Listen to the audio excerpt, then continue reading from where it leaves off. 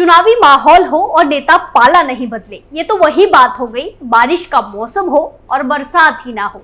राजनीति में कब कौन अपना दुश्मन बन जाए कोई नहीं जानता है, लेकिन हाँ, अपने फायदे के लिए नेता दल बदलना अच्छे से जानते हैं। अब एक बार फिर से जब कई राज्यों में विधानसभा चुनाव होने वाले हैं, तो ऐसे में कुछ नेता टिकट कटने से नाराज हैं, तो कुछ अपनी पार्टी से ही नाराज हैं, जिसकी वजह से वो अपनी पार्टी छोड़कर दूसरी पार्टी में जा रहे हैं। झारखंड में विधानसभा चुनाव से पहले ही कांग्रेस को 440 वोल्ट का झटका लगाया है, जिसने कांग्रेस को पूरी तरह से हिला कर रख दिया है। नमस्कार, कैपिटल टीवी में आपका स्वागत है और मैं आपके साथ प्रिया बिस्ट।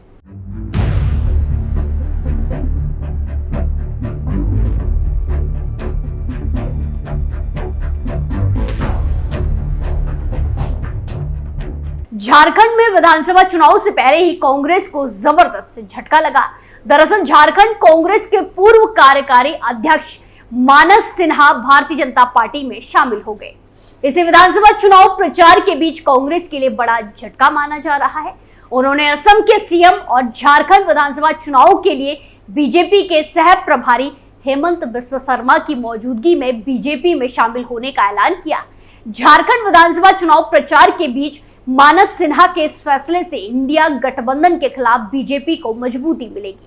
बीजेपी में शामिल होने के बाद मानस सिन्हा ने कहा कि मैंने पिछले 27 साल से कांग्रेस पार्टी की सेवा की और अलग अलग पदों पर काम किया, लेकिन पार्टी में समर्पित कार्यकर्ताओं के लिए कोई सम्मान नहीं रह गया है, इसलिए मैंने बीजेपी में शामिल होने का फैसला किया। इतना ही नहीं, मानस सिन्हा ने कहा कि उन्होंने कांग्रेस पार्टी में सभी पदों से इस्तीफा दे दिया है। असम के मुख्यमंत्री ने आरोप लगाया कि कांग्रेस में उन कार्यकर्ताओं का कोई महत्व नहीं है जिन्होंने पार्टी के लिए अपना जीवन समर्पित कर दिया हो। उन्होंने कहा कि सिन्हा के अनुभव का उपयोग राज्य स्तर पर पार्टी को मजबूत करने और चुनाव जीतने के लिए किया जाएगा। असम के सीएम ने कांग्रेस पर बोला हमला। असम के सीएम हेमंत बिस्वा शर्मा ने आरोप लगाया कि कांग्रेस पार्टी ने चुनाव के लिए टिकट 3 मानदंडों के आधार पर दिए जाते हैं। पहला, पार्टी को पैसा दो। दूसरा, विधायक, सांसद या मंत्री के प्रतिष्ठित परिवारों से जुड़े होने चाहिए। और तीसरा, प्रधानमंत्री नरेंद्र मोदी के खिलाफ अपशब्द कहने वाला हो। झारखंड के मुख्य निर्वाचन अधिकारी को हटाने की झारखंड मुक्ति मोर्चा झामुमो की मांग के सवाल पर हेमंत बिस्वा शर्मा ने कहा कि ये शायद पहली बार है जब कोई सत्तारूढ़ पार्टी किसी अधिकारी को हटाने की मांग कर रही है। उन्होंने कहा कि अधिकारी को सत्तारूढ़ सरकार की तरफ से नियुक्त किया गया है, अब वो उन्हें हटाने की मांग कर रही है। वास्तव में वो चाहते थे कि अधिकारी राजनीतिक रूप से उनकी मदद करें, लेकिन ये हो नहीं पाया। दरअसल झारखंड में सत्तारूढ़ जेएमएम ने रविवार को निर्वाचन आयोग को पत्र लिखकर मुख्य निर्वाचन अधिकारी के रवि कुमार और भारतीय पुलिस सेवा आईपीएस 2 वरिष्ठ अधिकारियों को हटाने की मांग की और आरोप लगाया कि वो बीजेपी के पक्ष में काम कर रहे हैं। झारखंड में 81 संसदीय विधानसभा चुनाव के लिए 13 नवंबर और 20 नवंबर को मतदान होना है। मतों की गिनती 23 नवंबर को होगी। भवनाथपुर सीट नहीं मिलने से कांग्रेसी नाराज। झारखंड कांग्रेस में लगातार बगावत देखी जा रही है। अब तक लगभग 10 पार्टी पदाधिकारी और नेताओं ने पार्टी का साथ छोड़ निर्दलीय नामांकन भी किया है और इंडिया गठबंधन के खिलाफ चुनावी मैदान में है। वहीं भवनाथपुर के कांग्रेस के कार्यकर्ताओं ने कांग्रेस भवन जाकर सामूहिक इस्तीफा भी दे दिया था। उन्होंने कांग्रेस पार्टी पर इस सीट को बेचने का भी आरोप लगाया है।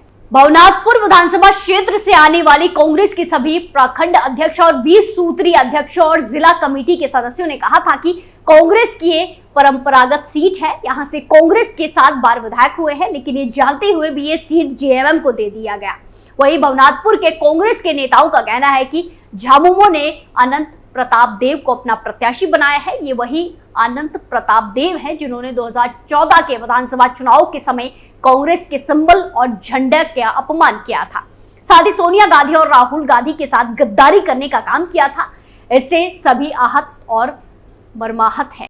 लेटर में बताया दर्द। मानस सिन्हा ने लेटर में लिखा कि मैंने अपने जीवन के 27 साल कांग्रेस को दिए। पार्टी ने जो भी काम दिया उसे मैंने पूरी ईमानदारी के साथ किया। मैंने पार्टी को वो काम करके भी दिखाया, लेकिन मेरे द्वारा किए गए कार्यों का पार्टी में कोई महत्व नहीं नजर आया। चौथी बार पार्टी ने मेरा अपमान किया है। मेरी सहन शक्ति इसे लेकर अब खत्म हो चुकी है। अब तक मैं कांग्रेस पार्टी के बारे में सोचता था, लेकिन इस बार मैंने अपने बारे में सोचा, इसीलिए मैं पार्टी के सभी पदों से इस्तीफा दे रहा हूँ। विधायक उमाशंकर समाजवादी पार्टी में शामिल। अभी हाल ही में कांग्रेस ने जब झारखंड विधानसभा चुनाव को लेकर अपने प्रत्याशियों की दूसरी सूची जारी की, जिसमें बरही विधायक उमाशंकर अकेला का नाम भी नहीं था। इससे नाराज होकर उन्होंने पार्टी छोड़ दी और समाजवादी पार्टी ज्वाइन कर ली है। उमाशंकर अकेला ने कांग्रेस पर बड़ा आरोप लगाया। उन्होंने कहा कि टिकट बंटवारे में पैसे का खेल चला है। उसने 2 करोड़ मांगे गए थे, उन्होंने पैसे नहीं दिए, इसीलिए उनका काट दिया गया। उमाशंकर अकेला शुक्रवार को सुबह के 4 बजे पलामू में समाजवादी पार्टी की सदस्यता को ग्रहण करने पहुंचे। समाजवादी पार्टी में शामिल होने के बाद उमाशंकर अकेला ने बरही से चुनाव लड़ने का ऐलान कर दिया। समाजवादी पार्टी के टिकट पर वो विधानसभा चुनाव लड़ेंगे। उन्होंने कहा कि कांग्रेस के अंदर ईमानदार नेताओं की तरजीह नहीं दी जा रही है।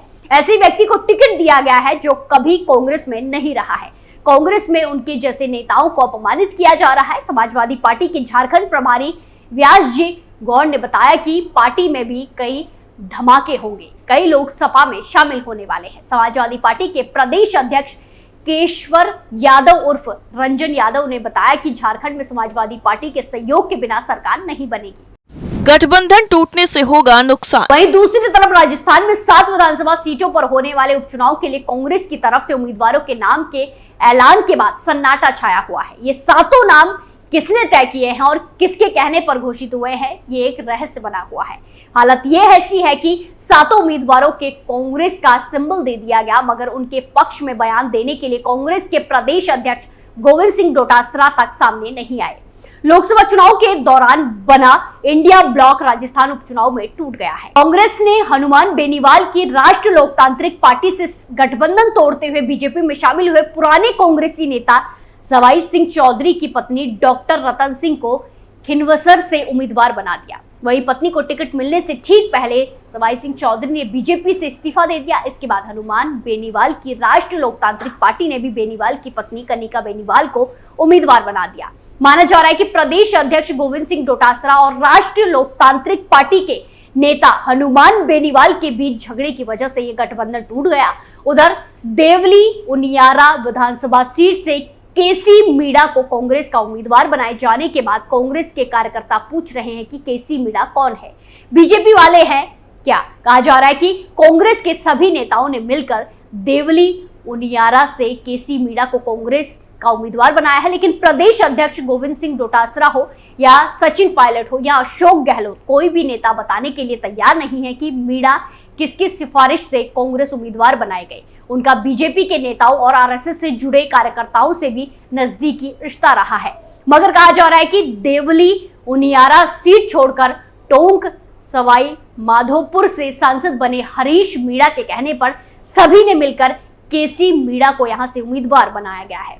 दौसा के कार्यकर्ताओं में निराशा। दौसा विधानसभा सीट से बीजेपी से नाराज चल रहे मंत्री डॉक्टर किरोड़ी लाल मीणा के भाई जगमोहन मीणा को टिकट देने के बाद दलित चेहरे और कांग्रेस से साधारण कार्यकर्ता डीसी बैरवा को टिकट दिया गया था। इससे पहले यहां से मुरारी लाल मीणा कांग्रेस के उम्मीदवार बने थे। यहां पर कांग्रेस के एससी और बीजेपी के एसटी उम्मीदवार के बीच मुकाबला है। दोनों ही जनसंख्या बराबर होने की वजह से ब्राह्मण और गुज्जर वोटरों पर निर्भर करेगा कि कौन जीतेगा। सचिन पायलट का इलाका होने की वजह से उनकी भी प्रतिष्ठा दांव पर है। झुंझुनू से ओला परिवार पर कांग्रेस का भरोसा। झुंझुनू में कांग्रेस ने शीश राम ओला के परिवार पर भरोसा फिर से जताया है।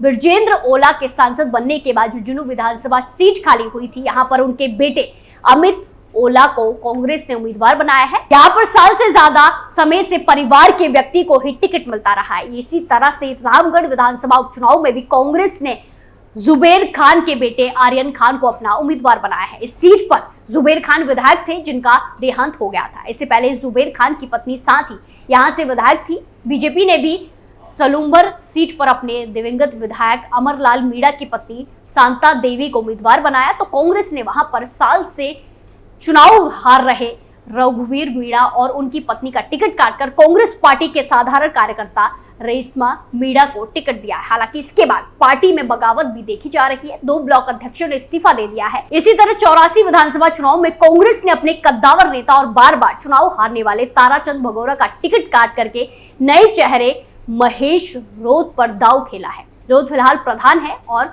सुखड़िया विश्वविद्यालय उदयपुर से छात्र संघ अध्यक्ष भी रह चुके हैं। सबसे आखिर में कारीलाल ननोमा को अपना उम्मीदवार बनाया गया। इस सीट पर सबसे पहले भारत आदिवासी पार्टी ने अपना उम्मीदवार अनिल कटारा को घोषित किया था। 84 विधानसभा सीट बाप पार्टी के राजकुमार रोत के बांसावाड़ से सांसद बनने के बाद खाली हुई है। पिछली बार कांग्रेस ने इंडिया गठबंधन के तहत ये सीट बाप पार्टी के लिए छोड़ दी थी। गठबंधन टूटने के बाद बाप पार्टी और आरएलपी ने भी ऐलान किया कि बाकी के सीटों पर भी वो चुनाव लड़ेगी। ऐसे में चर्चा है कि गठबंधन टूटने से कांग्रेस को नुकसान हो सकता है। यानी कुल मिलाकर राज्यों में होने वाले विधानसभा चुनाव से पहले कांग्रेस को एक के बाद एक झटके लग रहे हैं। इस स्पेशल स्टोरी में फिलहाल के लिए इतना ही। बाकी तमाम खबरों के लिए देखते रहिए कैपिटल टीवी। नमस्कार।